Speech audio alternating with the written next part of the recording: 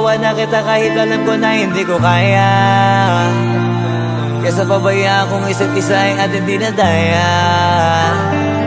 Di na ipipilit kahit alam ko na nakakahinayang, kasi di na maligaya. Unti-unti ko nang tinatanggap,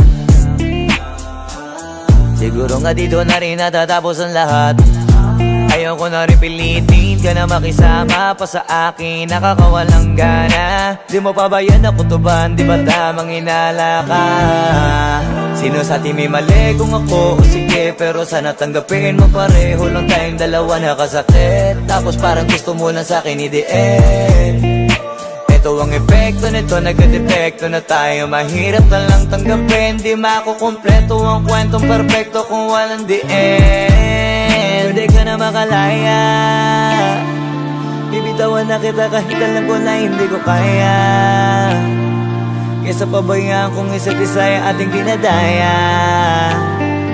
Di na ipipilit kahit alam ko na nakakahinaya, kasi di na maligaya. Pwede ka na makalaya, bibitawan na kita kahit alam ko na hindi ko kaya. Kesa pabayaan kung isa't isa ay ating dinadaya. Di na ipipilit kahit alam ko na nakakahinaya, kasi di na maligaya. Shucks, unti-unti ko nang tinatanggap, na ganun lang nawasak ka lahat. Di ko na pangatawanan na hindi kita iiwan, kaso lang hindi na kita kayang samahan pa dyan sa kadiliman. Pinagpapasalamat ko pa rin yung mga araw at gabi na naging sa'kin ka. Wala tayong magagawa, di tayo aandar kung meron ng palyadong makina. Kaysa naman lokohin ko sarili kong ayusin ang mga bagay na sira na. Paano pa tayo gagana, parehas na tayong hindi na maligaya.